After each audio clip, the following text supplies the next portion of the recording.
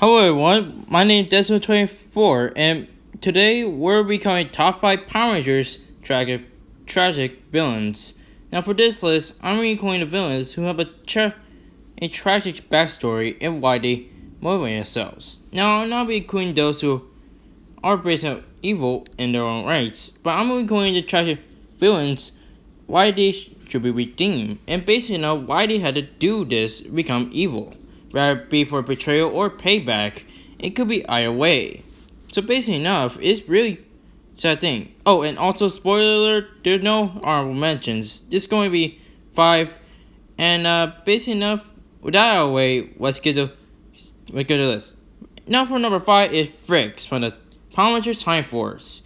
Now Fricks is a secondary antagonist to the Time Force series. However, when we learn about Fricks and Fricks Fury episode, we found out that Fricks was used to be human and based on what was turned to the cyborg because due to the fact that his partner Ratchet betrayed him and basically enough almost killing him in the process. That even led to Fricks into madness. That even eventually turned himself into a cyborg. So basically enough, it's pretty messed up if you really think about it. Cause basically enough, Fricks was actually a pretty good guy. Until the previous day where he was later betrayed. And learned one new thing. Fear. That basically enough that caused him to this day. Now personally, I should put him higher on the list, but comparing to this, it's gonna be a little more show for spoilers. Though basically enough, Fricks did have a tragic backstory where he been betrayed, and basically enough, and this one deserved to be in top 5.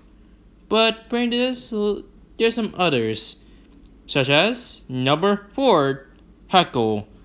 Now basically enough, Heckle is no doubt one of the first human villains besides the A-Squad, but in the newest Bond era. Now the reason why that Heckle managed to be on the list is that his tragedy that tried to protect Sentai 6. Basically enough, he was supposed to be the detector of Dark Air Gem. However, to end up, he actually lost his memories of it and turned into Snai. However, what makes his tragedy so sure that he don't remember anything. He just remembered as a villain. And personally, that led to his destruction of Sentai 6 due to fight up war. Forgive me, I forgot it, but basically enough, by this mad guy where kind of look like from Super Sentai Chargers. Now, basically enough, what makes this Heckle tragic story is that basically enough, it's pretty messed up since if you don't have any memories like the Wolverine, that causes your planet to be destroyed. So basically enough, plus it's also worth mentioning that he also been tired the whole time. So basically not only that, what made him so tragic to be on the list is the fact he don't remember anything that caused him to become a villain.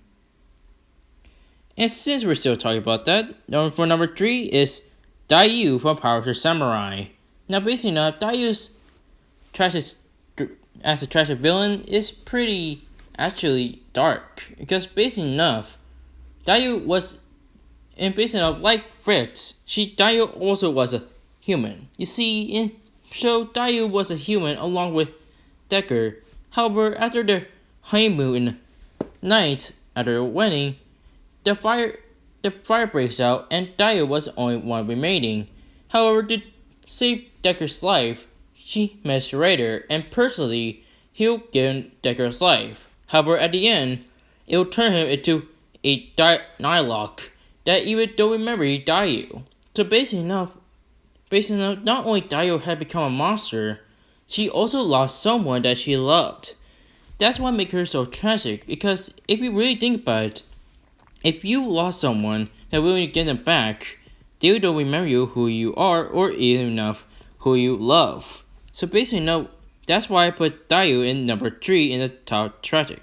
And for number 2 spot is Astronomer. Now what makes Astronomer's tragic villain in this number 2 in the list is that basically enough her life she was kidnapped. You see, back in space, basically enough Astronomer was part of Red Ranger Sky until she was basically enough being captured by a monster. Because basically enough, all her life, she was during a kid, and she don't remember anything what happened to her. And as a result, she pretty much turned into a villain. However, later on in the series, she was very shocked that the Red Ranger was Sky, and basically enough, her long lost brother. However, as soon as that, she was basically enough tragic that she was turned into a cyborg and don't remember anything. And personally, this one was tragic was out there because if you really think about it, being kidnapped and being lost all your past is pretty much messed up. Luckily she regains it and later on in Lost Galaxies. That's why. Plus the fact that her story is pretty sad actually. Yeah, speaking for sad ones, for the number one spot is naturally for Time Force. Now this is for example what makes a person different, and for Natrick, he had plenty of things. Basically enough, due to the effects of his birth, it caused him to become something that kind of like a mutant. However, it's blamed from the Time Force. He does get help, but you really think about it, none of them loved him because basically enough, all his life, it was basically enough fear and basically enough sadness. That's what made him a villain because basically enough, he feel like he'd been rejected to the world. That caused him to become a villain and decided to create his own fate to make sure that everyone felt his sadness. And basically enough, it actually kind of worked. That's what made him number one on the list. Because what from his story is pretty tragic about the character about Ratchet himself. And personally, it's pretty sad to knowing why he became a villain and personally at the end why he surrendered. And after his surrendering, he became a good guy. And personally, that's why he put in number one. Oof, wow, this is actually kind of shorter than I imagined. And basically enough, if there are any villains or villains I forgot to mention, or basically enough have tragic stories, please comment down below. And basically enough, if you like this top 5 series, make sure to like, share, subscribe, and share with your friends. Plus, if you got any ideas for the series, leave comments below for more.